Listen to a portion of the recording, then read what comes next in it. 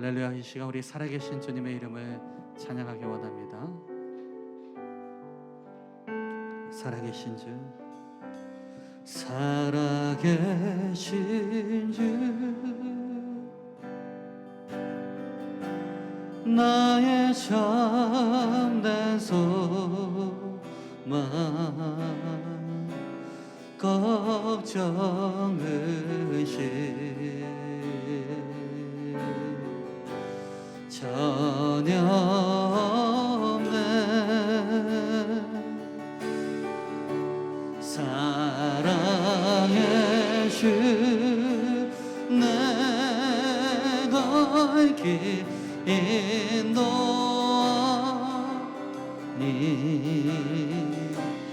내 모든 삶의 기쁨 늘 충만. 다시 한번 오른손 높이 들고 우리 살아계신 주님의 이름을 찬양합시다. 살아계신 주, 나의 참된 소망, 걱정 근심, 걱정 근심 전혀 없습니다. 전혀 없네. 사랑의 주는 갈 길 인도하니 내 모든 삶의 기쁨 늘 충만하네. 할렐루야. 우리 박수로 하나님께 영광 드리겠습니다. 네. 주 하나님 독생자의 계절 날 위하여 오시었네. 내 모든 죄 다 사하시고 지금에서 부활하신 나의 구세주, 살아계신 주, 나의 참된 소망, 걱정 의심 전혀 없네. 사랑해 주네 갈 길 인도하니 내 모든 삶의 기쁨 늘 충만하네. 주 안에서, 주 안에서 거듭난 생명 도우시는 주의 사랑, 참 기쁨과 확신 가지고 예수님의 도우심을 믿으며 살리. 살아계신 주, 살아계신 주, 나의 참된 소망, 걱정 근심, 걱정 근심 아멘 전혀 없네.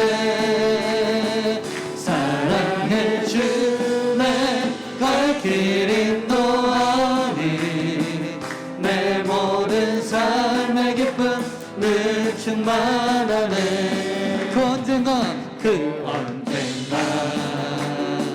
주 뵐 때까지 우리 주님을 뵐 것입니다. 주를 위해 싸우리라 승리의 길 멀고 험해도 주님께서 나의 앞길 지켜주시리. 살아계신 주, 나의 참된 소망, 걱정 근심 아멘 전혀 없네. 사랑해 주네 갈 길 인도하니 내 모든 삶의 기쁨 늘 충만하네. 살아계신 주, 나의 참된 소망, 걱정 근심 전혀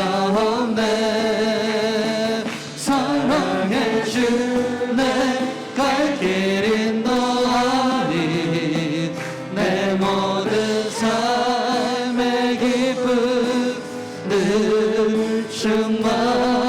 다 같이 오른손 높이 들고 우리 살아계신 주님의 이름을 찬양합시다. 살아계신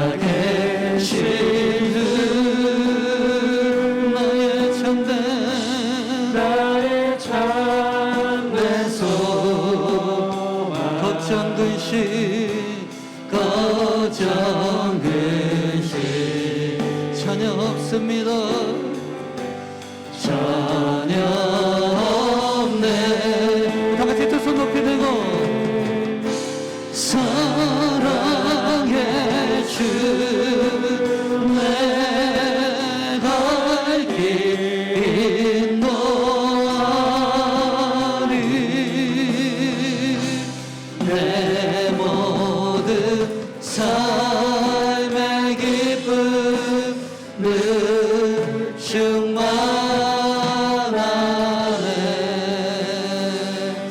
할렐루야. 우리 주님 부활하셨습니다. 우리 박수로 하나님께 영광 돌립니다. 할렐루야. 한번 따라 보시겠습니다. 주 예수 기뻐 찬양해. 우리 저희 예수님에게 우리 주 예수 기뻐 찬양합시다. 시작. 우리 부활하신 주님, 죽음의 권세를 깨뜨리고 부활하신 주님, 우리에게 찾아오신 그 주님을 기뻐 찬양하기 원합니다. 찬양합니다.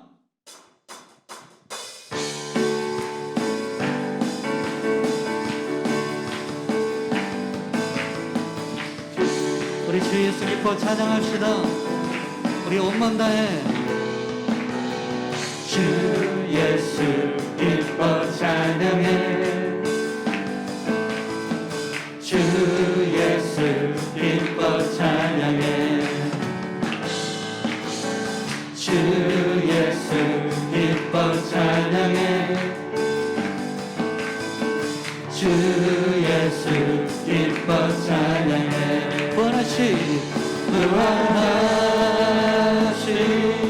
우리 주님 영원히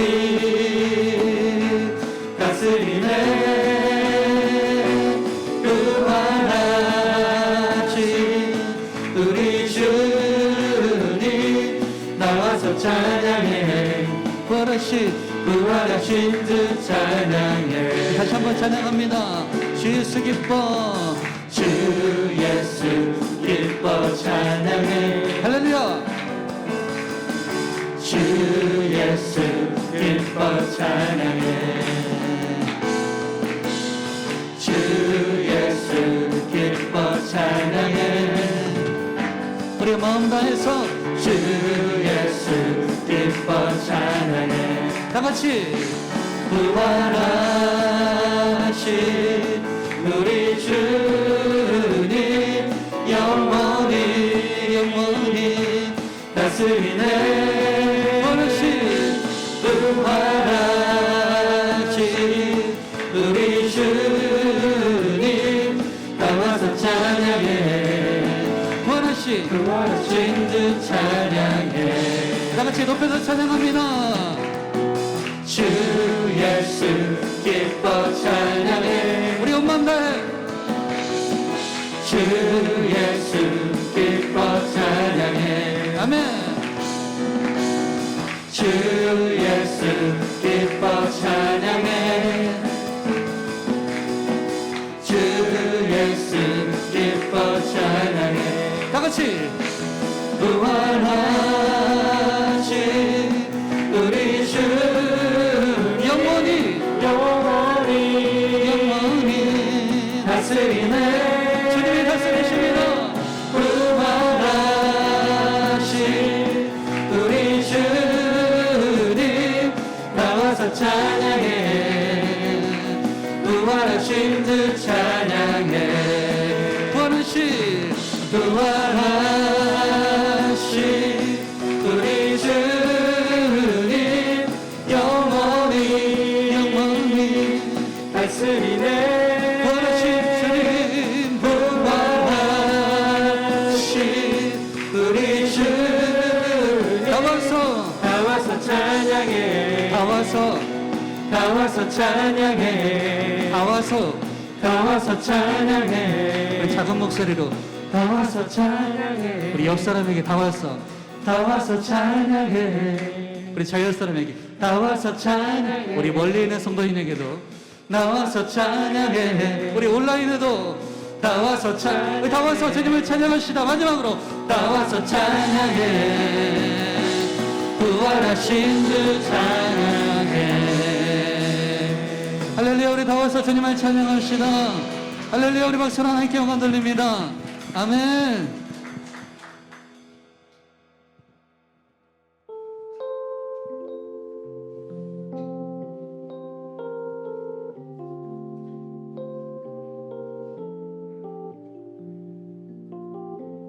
우리에게 예수님을 허락하여 주신 그 아버지의 사랑의 시간 노래하기 원합니다.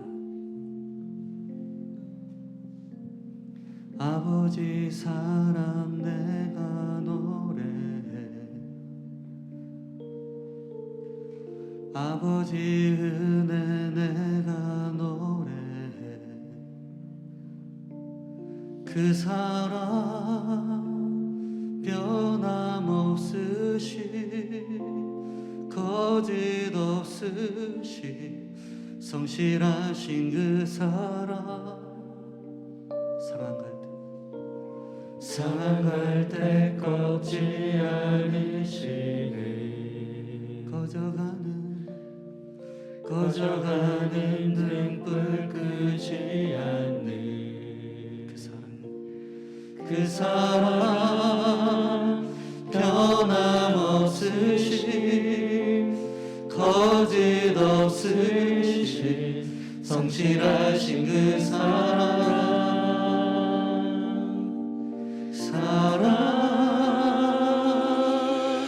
그 사랑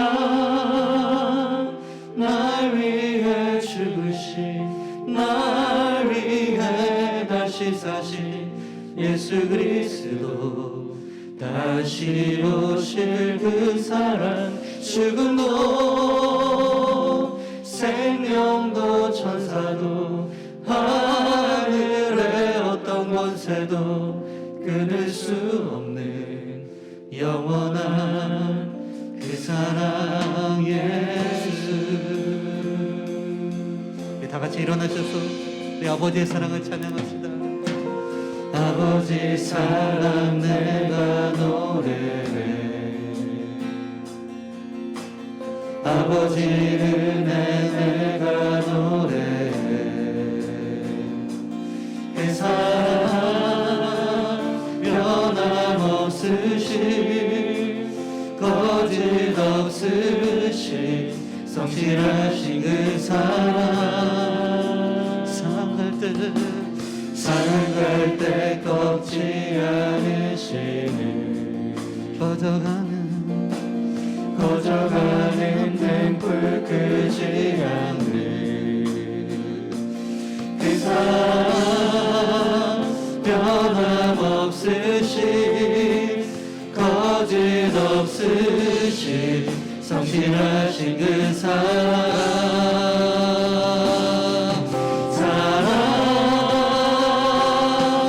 그 사랑 날 위해 죽으신 날 위해 다시 사신 예수 그리스도 다시 오실 그 사랑. 죽음도 생명도 천사도 하늘의 어떤 권세도 끊을 수 없는 영원한 그 사랑 예수. 그 사랑 날 위해 죽으신 날 위해 다시 사신 예수 그리스도 다시 오실 그 사랑. 죽음도 생명도 천사도 하늘의 어떤 권세도 끊을 수 없는 영원한 그 사랑. 우리 다 같이 두 손 높이 들고 그 사랑 얼마나 그 사랑 얼마나 아름다운지 그 사랑 얼마나 날 부욕해 하는지 그 사랑 얼마나 크고 놀라운지를 그 사랑 얼마나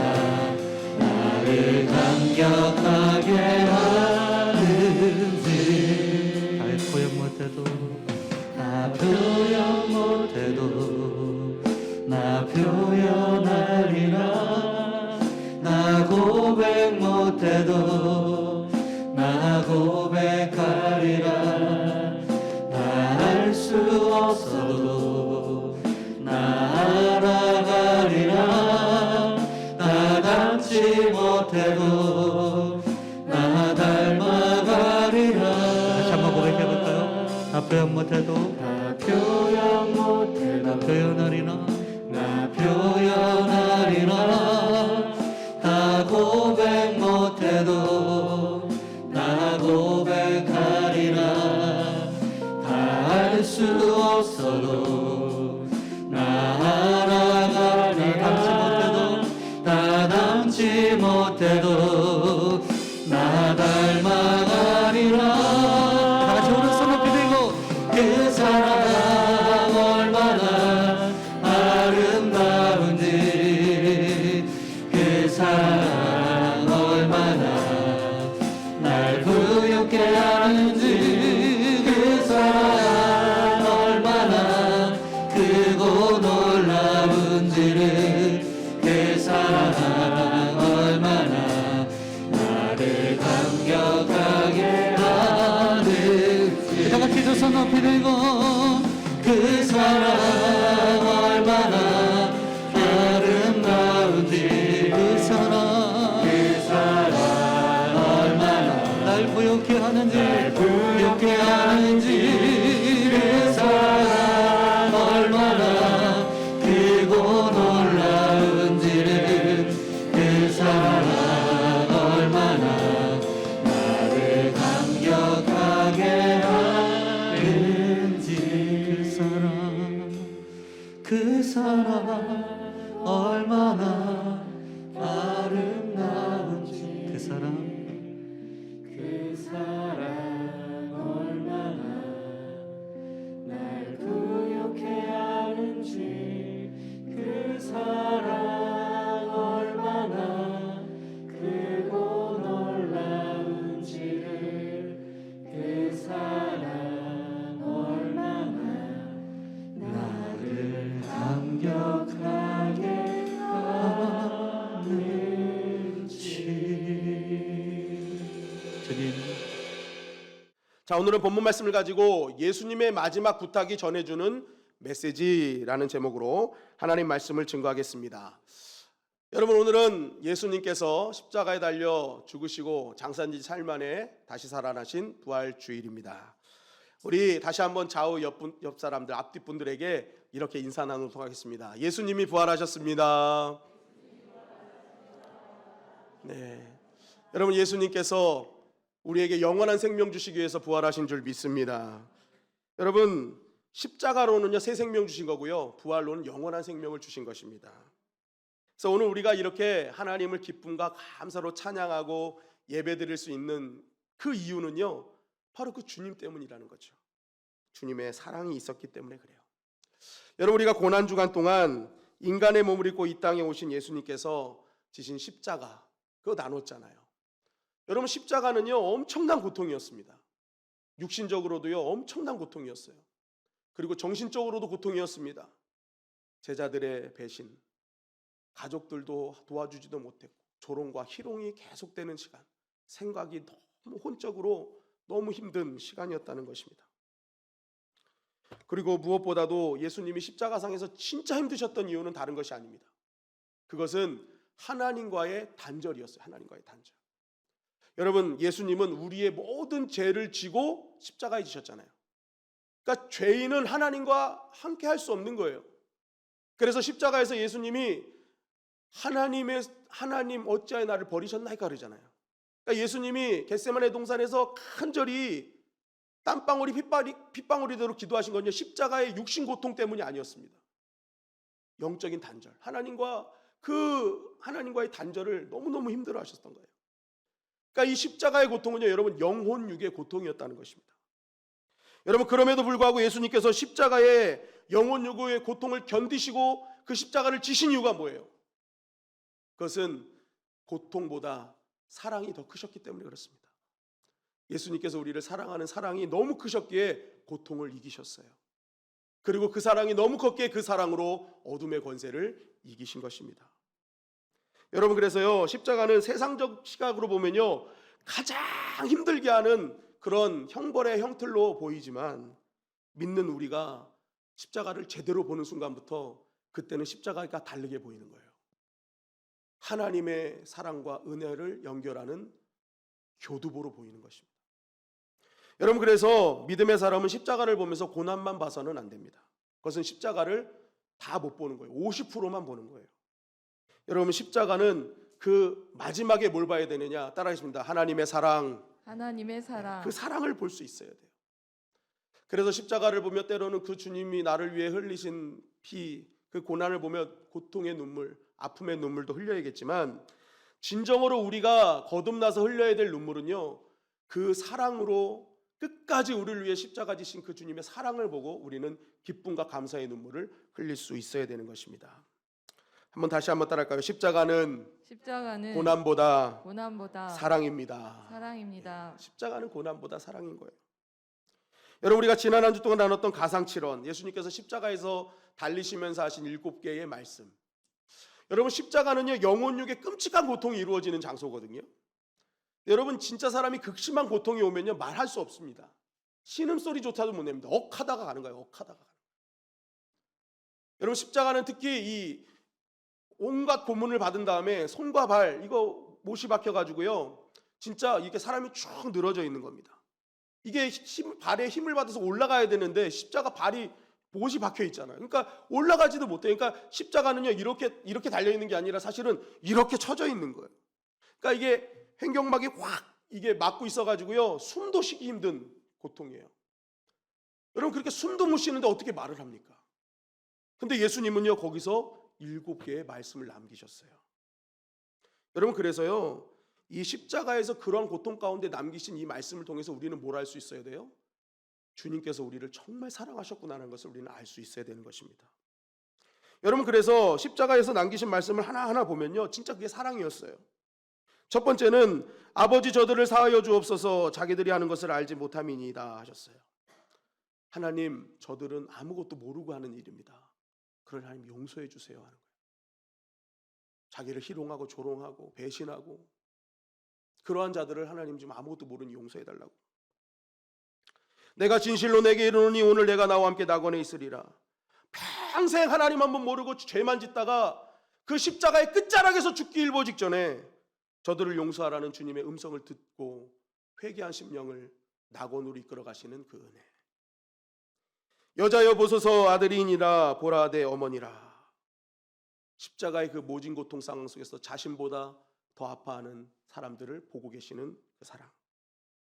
엘리 엘리 라마 사박다니 하시니 이는 곧 나의 하나님 어찌하여 나를 버리셨나이까. 하나님과의 단절이 되음으로 알고도 끝까지 모든 죄를 지고 십자가에 달리신 예수님. 내가 목마르다.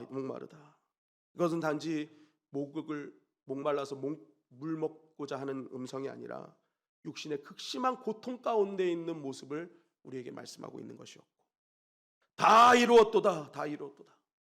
우리를 살리시기 위해서 죄와 사망의 권세를 이기라고 하시는 하나님의 미션을 완료하신 주님의 사랑.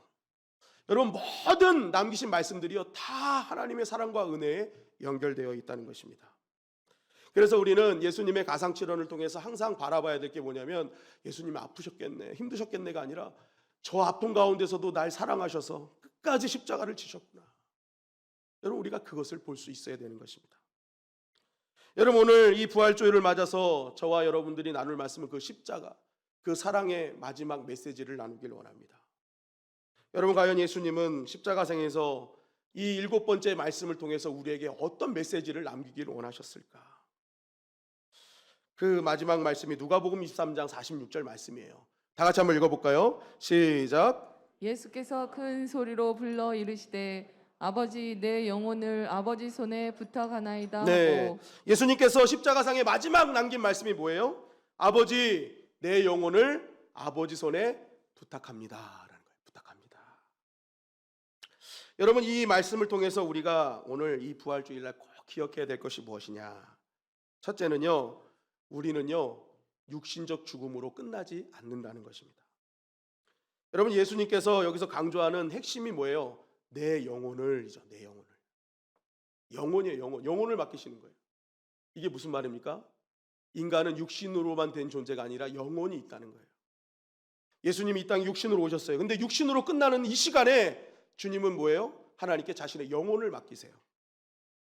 그러니까 이 땅에서 우리가 죽음으로, 육신적 죽음으로 끝나는 것이 아니라 우리 안에 있는 영이 있는데 이 영이 반드시 가야 되는 곳이 있다는 거예요. 가는 곳이 있다는 거예요. 영혼이 있고 육신의 죽음 위에 그 영혼이 가는 곳이 있다라고 증거하고 있는 것이죠. 여러분, 우리 인간이요, 다른 창조물보다 이 피조물과는 전혀 다른 근본적인 차이가요, 바로 우리 사람 속에는 영이 있다는 거예요. 영. 데살로니가전서 5장 23절 말씀입니다. 시작. 평강의 하나님이 친히 너희를 온전히 거룩하게 하시고 또 너희의 온 영과 혼과 몸이 우리 주 예수 그리스도께서 강림하실 때 흠없게 보존되기를 원하노라. 예수 그리스도께서 다시 한번 오실 때 흠없게 보존되기를 원하시는 게 몇 가지예요? 세 가지잖아요. 영과 혼과 몸이다. 그죠? 여러분, 인간은 영혼 육으로 창조되었다는 것입니다. 근데 많은 사람들이 자꾸만 혼을 영으로 착각해요. 생각과 이성을 자꾸만 이게 영적인 것이라고 착각합니다. 그래서 사단은요, 혼미케 하는 거예요. 영적인 것처럼. 그래서 자꾸만 우리를요, 혼과 영으로만 존재하는 그런 창조물인 줄 알고 착각하게 만드는 것입니다. 그런데 성경 분명히 뭐라 그래요? 혼과 영과 육이 있대요. 그럼 어떻게 우리는 영적인 존재냐? 창세기 2장 7절 말씀입니다. 시작. 여호와 하나님이 땅의 흙으로 사람을 지으시고 생기를 그 코에 불어 넣으시니 사람이 생명이 되니라. 여러분, 하나님이 창조하신 창조물 중에요, 나무, 돌, 꽃, 풀, 이거는요 다 육만 있어요. 육, 몸뚱이만 있는 거예요. 그런데 그 창조물 중에 이제 동물들은 혼과 육이 있죠. 그런데 사람은 다르게 뭐가 있어요? 영이 있는 거예요. 영. 근데 그 영이 왜 있어요? 여호와 하나님이 땅의 흙으로 사람을 지으시고 생기를 그 코에 불어 넣으셨기 때문이래요. 근데 하나님이 생기를 불어 넣으셨는데 왜 우리가 영적인 존재가 됐어요? 요한복음 4장 24절에 보니까 하나님은 영이시니 라고 돼 있어요. 하나님은 영이시니. 여러분, 하나님은 영적인 존재시라는 거예요. 그래서 여러분, 하나님은 영적인 존재이기 때문에 우리가 육적인 눈으로 보려면 절대 안 보입니다. 근데 많은 사람들이 그거 안 보인다고 하나님 안 계시다는 거예요. 그럼 여러분, 공기는 보이십니까? 공기도 안 보이는데 공기 있다고 믿으시잖아요. 여러분, 하나님 안 보인다고 하나님 없다고 하시면 안 됩니다. 하나님은 영이시기 때문에 안 보일 수밖에 없어요. 하나님을 언제 느껴요? 영으로 느끼는 거예요. 중요한 것은 하나님이 영이시기 때문에 그 영이신 하나님이 우리에게 집어넣으시면 그게 다 영으로 들어오는 겁니다. 그래서 흙으로 만든 우리가 육으로만 있다가 영이 들어와서 우린 영적 존재가 되었다는 거예요. 그래서 인간만 유일하게 보이는 육적 세계가 보이지 않는 영적 세계를 둘 다 반응할 수 있는 존재가 된 것입니다. 그래서 인간은요, 영적으로 민감한 존재가 된 거예요. 중요한 것은 그 안에 어떤 영이 들어오느냐에 따라서 인생이 달라진다는 거예요. 여러분, 창세기 3장의 선악과 사건을 통해 인간에게 죄가 들어왔습니다. 그때 이 죄와 하나님은 함께 할 수 없기 때문에 하나님과 단절이 되었죠. 그래서 우리가 하나님이 거하실 영적 공간이 이게 텅텅 비게 됐어요. 근데 여러분, 영적인 것은요, 진공 상태가 될 수가 없습니다. 이 영적인 공간이기 때문에 이게 하나님의 영이었으면 세상의 영이 들어와요. 하여튼 영적인 것이 들어와요. 그래서요, 하나님 없는 사람이 자꾸만 공허해서 막 채우는 거예요. 채우는 거. 중요한 것은 이 세상의 영, 하나님이 영이 아닌 모든 영들을 통칭하는 게 세상의 영이거든요. 그 세상의 영이 무엇인지는 금요기도회 때 하신 말씀을 좀 들어보시면 돼요. 아무튼 성경에 쭉 나와 있어요. 그런데 그 세상의 영이 다 들어와 버리니까 이게 문제가 생기는 것입니다. 여러분, 그러면 세상의 영과 하나님의 영을 어떻게 구분할 수 있냐는 거예요. 요한일서 4장 2절 말씀입니다. 시작. 이로써 너희가 하나님의 영을 알지니 곧 예수 그리스도께서 육체로 오신 것을 시인하는 영마다 하나님께 속한 것이요. 너희가 하나님의 영을 알지니, 하나님의 영을 어떻게 아느냐? 예수 그리스도께서 육체로 이 땅에 오셔서 나를 위해 십자가를 지시고 죽으시고 3일 만에 부활하신 것을 시인하고 믿는 자는 하나님의 영 가운데 있는 것입니다. 그리고 자신의 인생이 날마다 이 하나님의 그러한 갈급함, 하나님을 따라가는 그러한 사모함이 있는 그 사람은 뭐예요? 하나님의 영이 있는 사람이에요. 그런데 이 영이요, 어떤 역할을 하면 갈망, 막 목마르게 하는 거거든요. 그러니까 반대로 세상의 영은 무엇이냐? 자꾸만 하나님이 아닌 다른 것에 목마르게 하는 거죠. 그래서 그 목마름을 계속 따라가다 보니까 하나님과는 점점 멀어지는 거예요. 그럼에도 불구하고 그것만 쫓아가죠. 여러분, 그래서 결국 우리의 혼과 육이요, 다 망가지는 겁니다. 인간은 영에게 지배받는 거거든요. 그래서 여러분, 재물, 이 만몬의 영으로 가득 찬 사람은요, 항상 돈에 목말라 하는 겁니다. 돈. 그래서 돈이 있으면 안 평안해지고 돈이 없으면 불안해지는 거예요. 뭐예요? 돈이 하나님이 된 거죠. 돈이 하나님이 된 거예요. 여러분, 인기의 영이 붙들린 사람은요, 사람들의 인정과 칭찬에 그렇게 목말라해요. 그래서 항상 눈치 보고 나를 조금만 째려봐도 아, 이거 뭔가 있나 하고 조금 맨날 상처받고 힘들어하고, 날 조금만 박수 쳐주면 막 그것 때문에 행복해하고. 뭐예요? 인기의 영. 권력의 영, 게임의 영, 쇼핑의 영, 술의 영, 도박과 마약의 영들, 이게 다 세상의 영들입니다. 다 그거에 목말라하고 그것만 따라가게 해요. 결국 이게 하나님 되게 만드는 거예요. 하나님 되게 만드는 거예요. 그래서 어떻게 합니까? 하나님이 아닌 것이 하나님이 돼가지고 딱 따라가니까 이게 있어야 평안해지고 없으면 불안해지잖아요. 그러니까 있을 때는 평안한데 이게 없어지면 그때부터 이제 하나님 찾는 거예요. 진짜 우리가 진짜 하나님처럼 여겨야 될 그때 하나님을 찾아요. 뭐예요? 내가 생각하는 하나님을 진짜 하나님이 그냥 채워주는 도깨비 방망이 정도로만 아는 거죠. 그러니까 이것이 채워졌을 때는 하나님 안 찾아요. 근데 이것이 이제 불안해지면 이제 하나님 찾는 거예요. 그러니까 내가 세상의 영에 속했냐 하나님의 영에 속했냐는 내가 지금 무엇에 목말라하고 무엇이 나를 정말 갈급해하느냐를 보면 알 수 있다는 거죠. 여러분, 성령은요, 하나님께 목말라하게 합니다. 그래서 성령에 충만한 사람은요, 예배 한 번 안 드리고 기도하지 않으면 막 벌벌벌 손이 떨리는 거예요. 목마른 사슴 시냇물을 찾는 데잖아요. 여러분, 사슴은요, 이 식도가요 셀로판지처럼 돼 있어서 목이 말라버리면 탁 붙어버린대요. 그래서 여러분, 목마른 사슴이 시냇물 찾는 건 목숨 걸고 찾는 겁니다. 여러분, 마찬가지로 하나님의 영이 충만한 사람은요, 이 목마른 사슴이 되는 거예요. 하나님 한 번 찾지 않고 기도하지 않고 예배하지 않으면요, 목숨을 걸고 하나님 찾게 되어 있는 거예요. 왜요? 성령은 하나님께 갈급하게 하는 영이니까. 여러분, 그래서 우리가 정말 필요한 게 뭐냐? 하나님의 영으로 우리가 채워져야 된다는 것입니다. 여러분, 계속 성경은 무엇을 얘기하느냐? 인간은요, 영적 존재라는 사실이에요. 영적 존재. 그리고 예수 그리스도께서 나의 죄를 위해 십자가에 달리시고 나를 위해 3일 만에 부활하심을 믿는 자는 어떻게 해요? 그 영이 회복되고 그 영이 회복된 모든 자에게 하나님의 자녀된 권세가 회복된다는 것입니다. 요한복음 1장 12절 말씀입니다. 시작. 영접하는 자 곧 그 이름을 믿는 자들에게는 하나님의 자녀가 되는 권세를 주셨으니. 네, 영접하는 자, 주님이 나의 구주이십니다. 그 주님께서 나를 위해 십자가를 지셨습니다. 그리고 3일 만에 부활하셨음을 나는 믿습니다. 그 메시지를 영접하고 시인하면 하나님의 자녀가 되는 권세를 주신대요. 늘 하나님께 목말라 하는 인생, 그 하나님 자녀가 되는 권세를 주신대요. 여러분, 여기서 말하는 하나님 자녀된 권세가 무엇입니까? 그것은 하나님의 능력으로 이 땅에서 보장된 은혜를 누리는 것이고, 더 나아가서 이젠 우리가 이 땅에서 육신으로 끝나지 않고 우리의 영이 영원한 천국에서 누릴 권세를 말하는 것입니다. 여러분, 누가복음 16장 22절부터 23절은 이렇게 우리에게 증거하죠.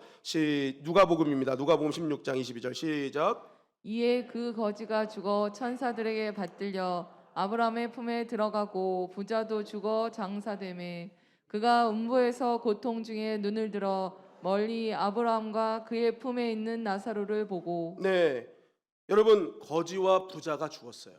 근데 이 부자는요, 어리석은 부자였죠. 여러분, 부자도요, 다른 어떤 분들은 부자가 다 천국 못 들어간다는데 아닙니다. 지혜로운 부자는 들어갑니다. 하나님께서 주신 부의 은혜를 알고 목적을 알고 그걸 하나님 나라를 위해서 잘 사용한 부자는요 다 천국 가요. 근데 오늘 이 부자는요 어리석은 부자예요. 다 모아둔 거 하나님 주신 은혜도 모르고 창고를 더 지어서 그냥 이 땅에서 그냥 누리려고만 하는 그런 부자를 말합니다. 그러니까 그 부자는 돈에 목말라 있던 인생이죠. 근데 중요한 건 뭐예요?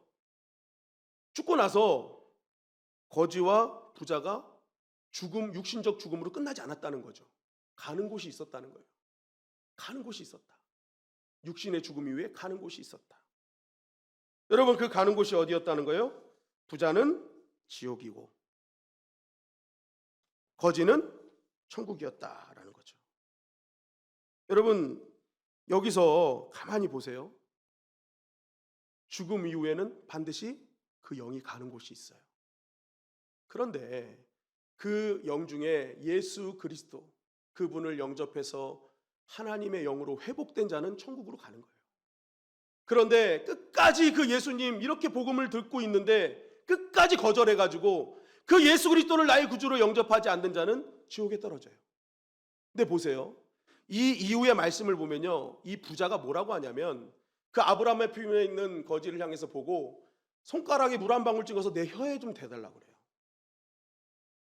따라하겠습니다. 지옥은 목마른 곳이다. 목마른 곳이다. 근데 일평생 이 땅에서도 하나님 외에 다른 것을 목말라 사는 사람이요 지옥에서 계속 목말라 산다는 거예요.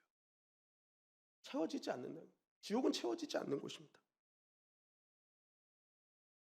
여러분 분명히 성경은 항상 얘기하는 거예요. 죽음 이후에 가는 곳이 있다.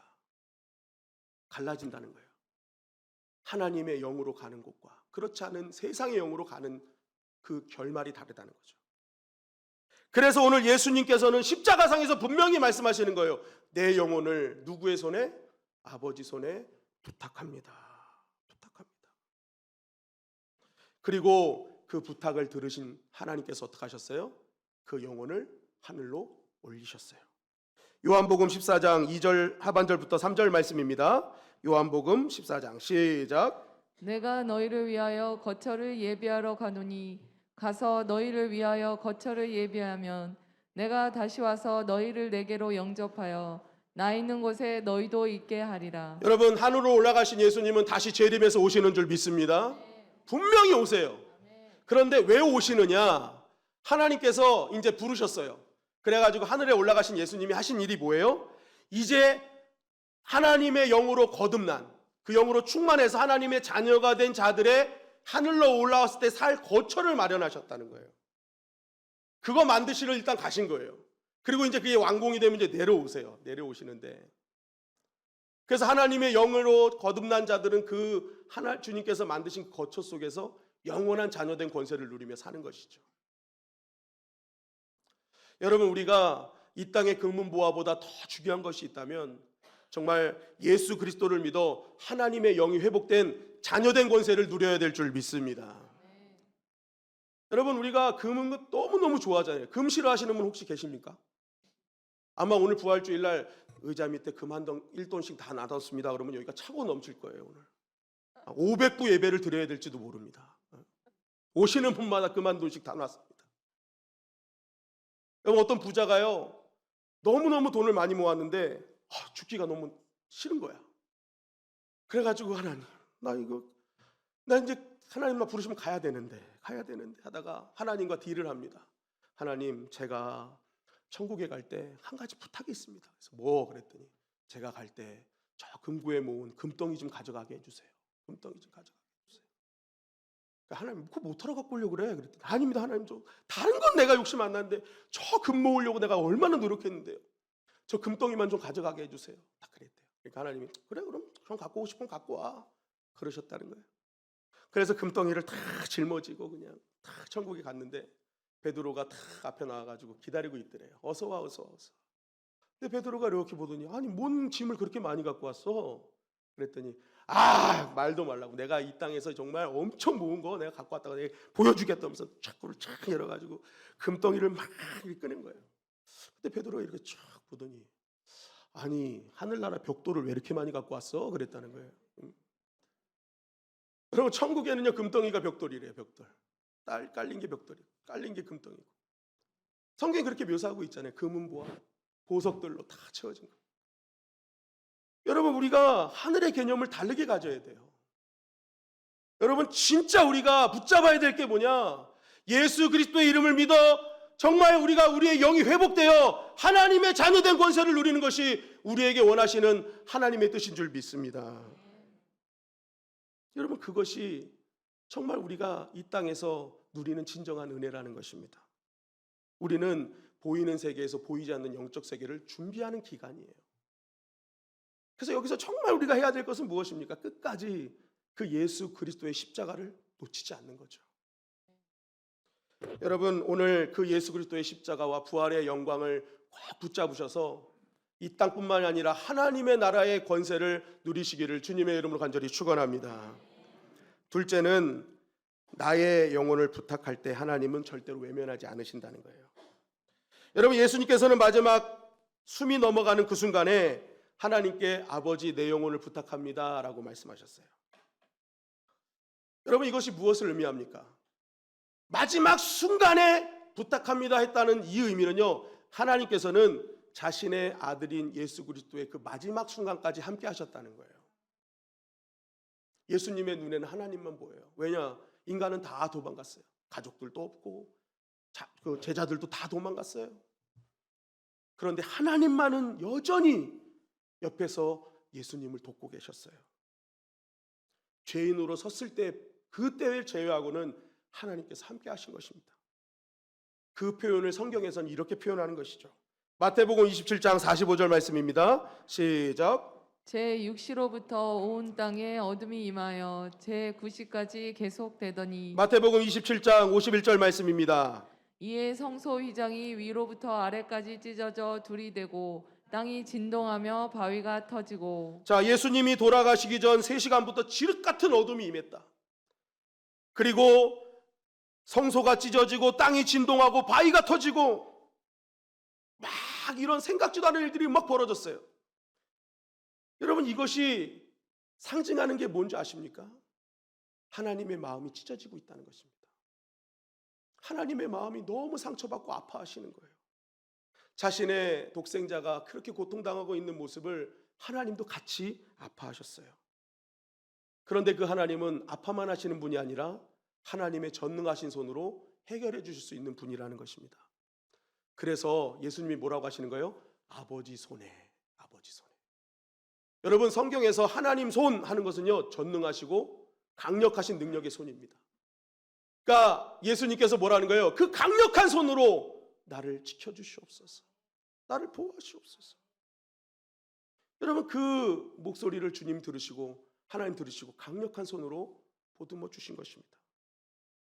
여러분 마찬가지로 우리가 예수 그리스도 십자가 앞에서 하나님께 간절히 부탁하면 하나님께서 전능하신 손으로 지키시고 보호하여 주실 줄 믿습니다.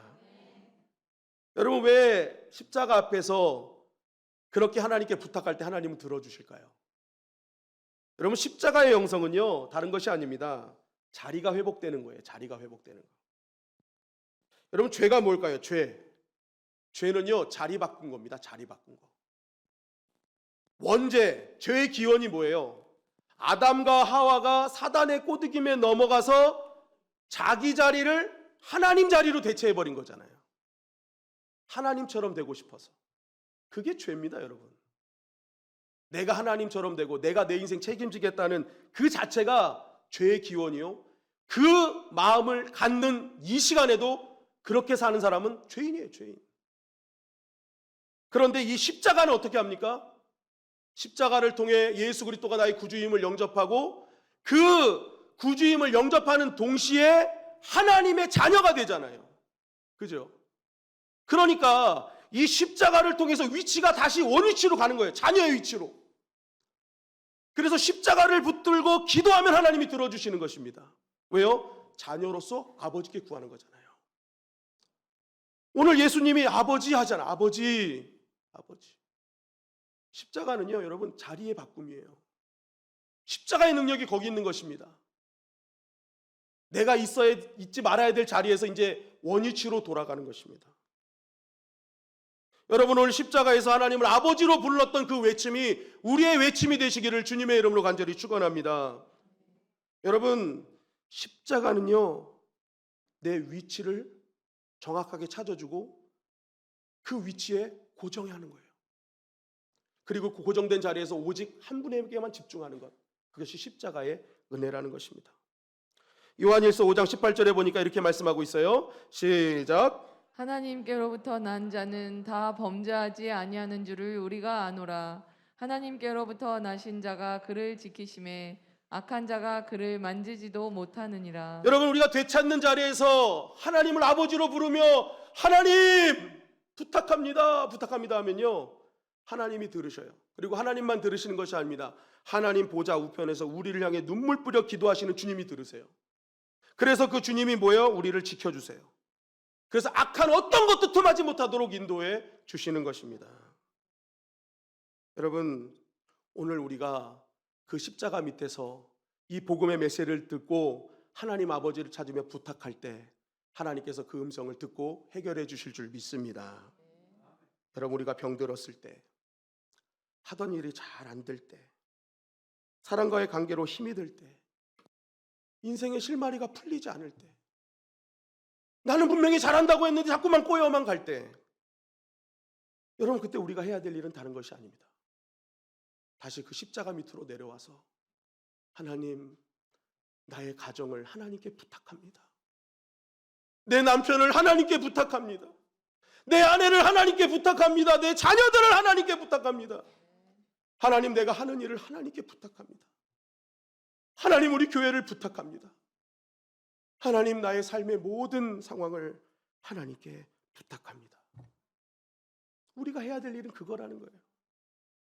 왜요? 십자가에서 아들의 권세가 회복된 자는 하나님께 부탁할 권세가 있는 거예요.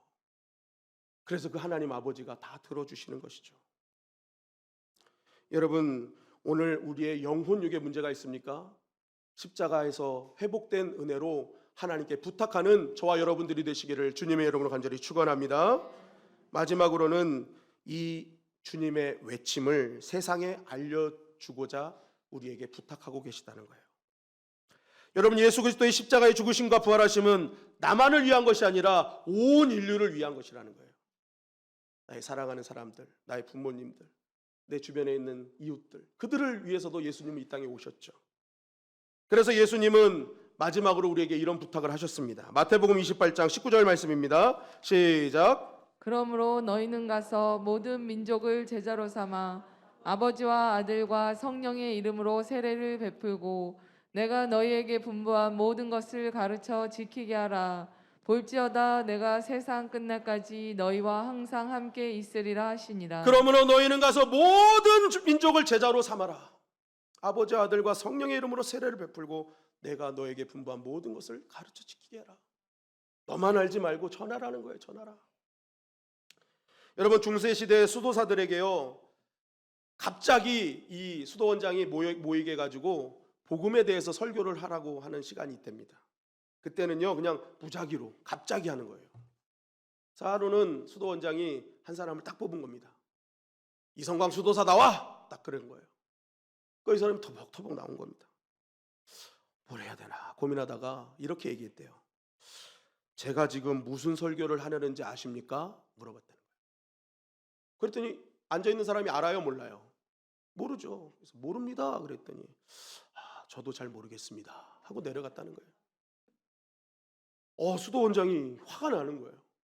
그 다음날 또 뭐야? 해가지고 이제 또 누구 시킬까 했는데 또 그 사람을 또 시킨 거예요. 너 나와. 그래서 또 올라간 거예요. 또 가만히 있다가 또 이렇게 얘기했답니다. 제가 지금 무슨 설교를 하려고 하시는지 아십니까? 그랬더니 이제 앉아있는 사람은 어제 당했잖아요. 그러니까 이제 뭐라고 대답합니까? 압니다. 그러니까 압니다. 그러니까 이 사람이 알면 됐습니다 하고 내려가더라고요. 와, 수도원장이 화가 머리끝까지 나는 거예요. 네가 이기나 내가 이기나 한번 해보자. 그래서 다음날 또 와가지고 너도 또 나와! 그런 거예요. 그래가지고 또 그 사람이 또 올라갔습니다. 그랬더니 이 사람 또 그러는 거예요. 여러분, 제가 지금 무슨 설교를 하는지 여러분 아십니까? 물어본 거예요. 그랬더니 앉아있는 사람들도 똑똑해요. 왼편은 압니다. 오른편은 모릅니다 한 거예요. 자, 한번 왼편 시작. 압니다. 오른편 압니다 모릅니다 한 거예요. 그러니까 이제 앉아서 네가 이제 무슨 말 하나 보자 이렇게 한 거예요. 그랬더니 이 사람이 그걸 딱 듣더니 자, 그러면 됐습니다. 아는 사람이 모르는 사람에게 알려주십시오 하고 내려왔다는 거예요. 아는 사람이 모르는 사람에게 알려주십시오. 여러분, 이 설교를 들은 수도원장이 강단에 올라가서 박수를 쳤다는 거예요. 진짜 복음에 대한 설교를 제대로 했다고. 복음은 아는 사람이 모르는 사람에게 전하는 것이다 해가지고 그 수도원의 표어가요, 아는 사람이 모르는 사람에게로 바꿔버렸다는 것입니다. 여러분, 오늘 우리가 이 복음을 왜 듣고 있습니까? 예수 그리스도에서 십자가에 달려 죽으시고 3일 만에 부활하셨다는, 그래서 우리에게 영원한 생명이 얻었다는 이 복음을 우리가 왜 듣고 있어요? 따라하십니다. 아는 사람이 모르는 사람에게. 여러분, 세상 가운데 이 복음을 모르고 사는, 그래서 영원히 죽는 자리로 가는 자가 얼마나 많은지 몰라요. 그래서 주님은 오늘도 이 부활주의를 통해서 우리에게 이 복음을 듣게 하시는 겁니다. 매년 부활주일 설교가 똑같은 이유가 뭔지 아세요? 여러분들이 복음을 전할 때까지 하라는 거예요. 전할 때까지. 들을 때까지는 그냥 계속 하라는 거예요. 듣고만 앉아있으면. 전할 때까지. 그래서 저는요, 토요 전도대 우리 성도들이 다 나올 때까지 이거 할 거예요. 여러분, 우리 인생이요, 왜 하나님이 부르셨을까요? 복음을 아는 우리를 모르는 자들에게 보내시기 위해서 우리를 먼저 불러주신 겁니다. 그렇다면 여러분, 이제 이 부활주일 우리가 결단해야 될 게 뭡니까? 복음을 아는 내가 복음을 모르는 자에게 전하게 하여 주시옵소서. 그래서 여러분, 토요일날 거리전도 청소든 토요 전도대든 우리가 나오는 거예요. 나와서 내가 시간이 허락되면 나와서 내가 아는 자니 모르는 자에게 전달해야지. 지금 토요 전도대에서 이렇게 전도하면서 정말 이 영혼의 명단을 이렇게 적어 갖고 와요. 교육자들이 그것을 놓고 같이 기도하고 있어요. 2주 동안 벌써 이렇게 찼어요. 한 번도 교회 안 나가신 분도 있고요, 다녔다 말던 분도 있고요.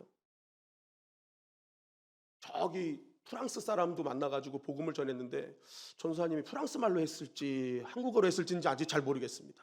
근데 프랑스 사람에게도 복음을 전하고 그 아이들에게도 복음을 전해요. 여러분, 우리가 정말 기억해야 될 것은 오늘 이 부활주일 우리가 결단해야 될 것이 있어요. 그것은 내가 복음을 아는 자로 복음을 모르는 나의 가족이 있다면 가족들에게, 사랑하는 이웃들에게, 그 사람에게 다가가서 복음을 전하라는 것입니다. 여러분, 그래서 우리가 브릿지 오퍼링을 한 것도 그거예요. 복음 전하기 위해서. 나의 값진 거 아닙니까? 내가 한 끼 금식한 핏값 아니에요? 얼마나 그걸 받는 사람이 얼마나 감사하겠어요? 얼마나 고마워하겠어요? 내가 굶은 것을 준다고 하니 그 사랑이 얼마나 크길래 어떻게 자신이 굶어가면서 나에게 이런 것까지 베푸냐고. 복음을 얘기 안 해도요, 이분은요 감동하는 겁니다. 감동하는 거예요. 여러분, 예수님께서는 십자가의 상에서 우리에게 새 생명을 주셨고요, 부활을 통해서 영원한 생명을 허락해 주신 줄 믿습니다. 그래서 우리를 영원한 하나님의 자녀가 되게 하신 거예요. 그래서 중요한 게 뭐예요? 복음을 전하는 자가 있어야 듣는 자가 생긴다는 것입니다. 로마서 10장 13절부터 15절 세 번역번적 말씀으로 우리 함께 읽겠습니다. 시작. 주님의 이름을 부르는 사람은 누구든지 구원을 얻을 것입니다. 그런데 사람들은 자기들이 믿은 적이 없는 분을 어떻게 부를 수 있겠습니까? 또 들은 적이 없는 분을 어떻게 믿을 수 있겠습니까? 선포하는 사람이 없으면 어떻게 들을 수 있겠습니까? 보내심을 받지 않았는데 어떻게 선포할 수 있겠습니까? 성경에 기록한 바 기쁜 소식을 전하는 이들의 발걸음이 얼마나 아름다우냐 한 것과 같습니다. 사람들은 자기가 본 적도 없고 들은 적도 없는 분을 어떻게 믿겠느냐는 거예요. 선포하는 사람이 없는데 어떻게 그 사람이 예수님 믿겠냐는 거예요. 우리는 그것을 위해서 부름 받았다는 거죠. 보내심 받았다는 거예요. 그리고 하나님께서 가장 인정하는 아름다운 발이 뭐냐? 그 복음을 전하는 자가 가장 그 소식을 전하는 자를 가장 아름답게 여기신다는 것입니다. 여러분, 십자가와의 은혜, 부활의 그 소식을 들은 우리는 반드시 그 복음을 전해야 될 줄 믿습니다. 그래서 오늘 여러분 계란을 가지시고 하실 때 꼭 전하세요. 그러면요 그 가운데 부활의 영광과 은혜의 역사가 일어나게 되는 것입니다. 우리 영상을 하나 보도록 하겠습니다.